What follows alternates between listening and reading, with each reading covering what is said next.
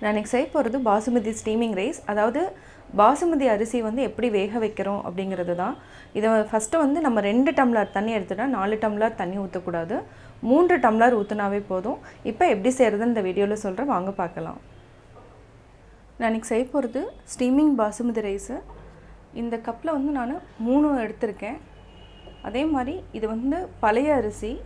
பழைய அரிசிக்கு வந்து 1:2 ஊற்றணும். இதுக்கு வந்து டோட்டலாக நம்ம 6 டம்ளர் வந்து ஊற்றணுன்னா நம்ம வந்து ஒன்லி 5 டம்ளர் ஊற்றினாவே போதும். அப்போ தான் வந்து இந்த ரைஸ் வந்து நல்லா உதிரி உதிரியாக வரும். இல்லைனா வந்து பாசுமதி ரைஸ் வந்து குழஞ்சி போயிடும்.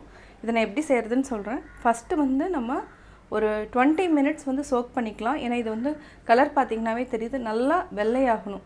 அது வரைக்கும் நம்ம இப்போ சோக் பண்ணி வச்சுக்கலாம் ஒரு 20 மினிட்ஸ்க்கு அப்புறம் நம்ம வந்து கீயோ இல்லை எண்ணெயோ போட்டு நல்லா வறுத்துட்டு நம்ம ஸ்டீம் பண்ண போகிறோம்.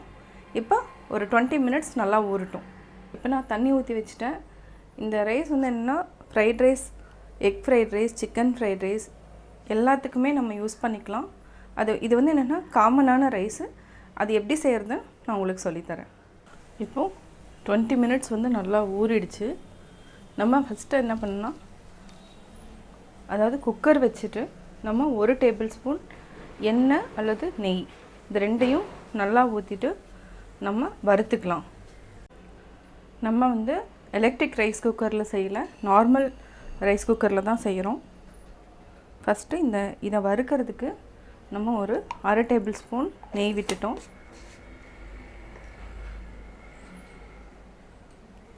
இப்போ இதில் இருக்கிற தண்ணியை வந்து வடிச்சுக்கோங்க. இதை வந்து கொஞ்சம் லைட்டாக தண்ணி இருக்கட்டும். இப்போ வந்து சிம்மில் வச்சுட்டு நம்ம அப்படியே உள்ள மிக்ஸ் பண்ணிவிட்டு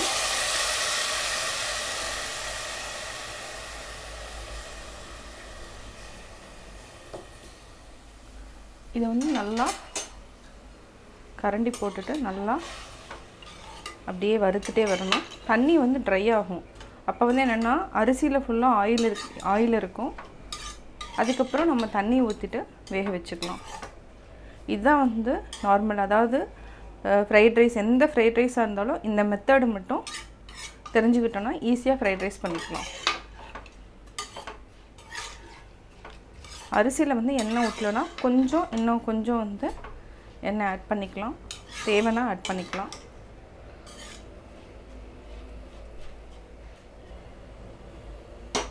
இது வந்து நல்லா அப்படியே ட்ரை ஆகட்டும். தண்ணி ட்ரை ஆனால் தான் கொஞ்சம் ரைஸ் வந்து ஆயிலெல்லாம் விட்டோம்.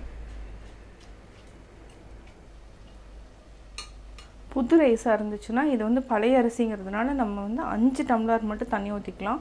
புது அரிசினா சீக்கிரமாக குழஞ்சிடும். அதனால் வந்து அந்த அரிசி வந்து என்னென்னா ரொம்ப 4 டம்ளர் மட்டும் ஊற்றினா போதும்.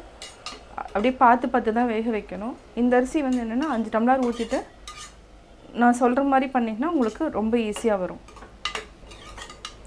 நம்ம இன்னொரு 1/2 டேபிள் ஸ்பூன் வந்து நெய் விட்டுக்கலாம்.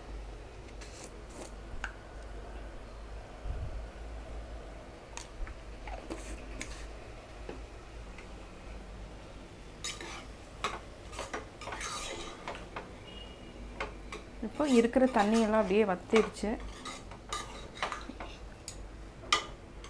இப்போ பார்த்திங்கன்னா ரைஸ் பார்த்திங்கன்னா கொஞ்சம் டிரான்ஸ்பரண்ட்டாக இருக்கும், நம்மளுக்கு பார்த்தாவே தெரியும்.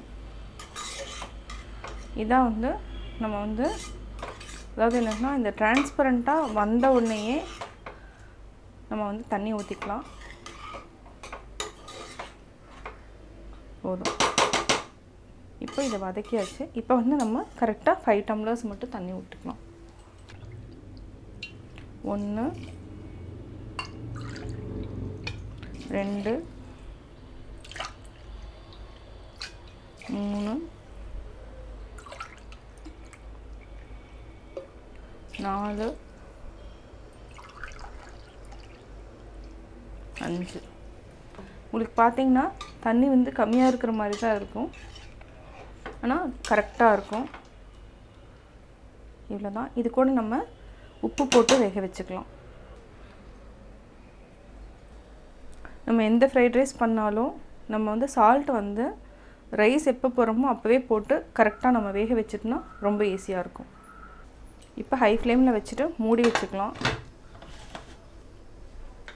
இப்போ வெயிட் போட வேண்டாம். ஃபஸ்ட்டு வந்து நல்லா ஸ்டீமிங் வரட்டும். வந்ததுக்கப்புறம் வெயிட்டு போட்டுட்டு ஒரு 5 மினிட்ஸ் மட்டும் விட்டால் போதும்.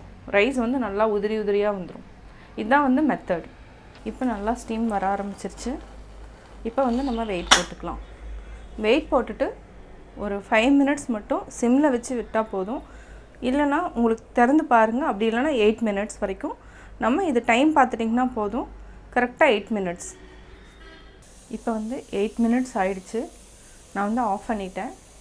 இதுக்கப்புறம் விசில் அடங்கினதுக்கப்புறம் நம்ம எடுத்து பார்க்கலாம். இப்போது நம்ம ரைஸ் ரெடி ஆகிடுச்சான்னு பார்க்கலாம். 8 மினிட்ஸ் ஆகிடுச்சு, அடங்கிடுச்சு. இப்போது நல்லா உதிரி உதிரியாக வந்துருச்சு ரைஸு.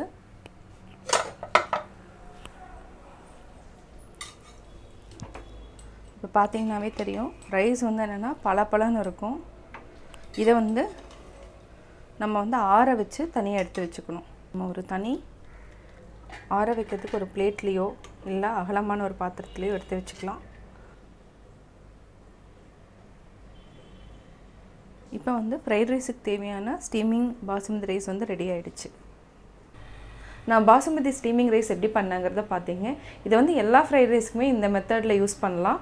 நீங்களும் வீட்டில் ட்ரை பண்ணி பார்த்துட்டு உங்களுடைய கமெண்ட்ஸ் எனக்கு சொல்லுங்கள். பிடிச்சிருந்தா லைக் பண்ணுங்கள். மறக்காமல் எங்கள் சேனலை சப்ஸ்கிரைப் பண்ணுங்கள்.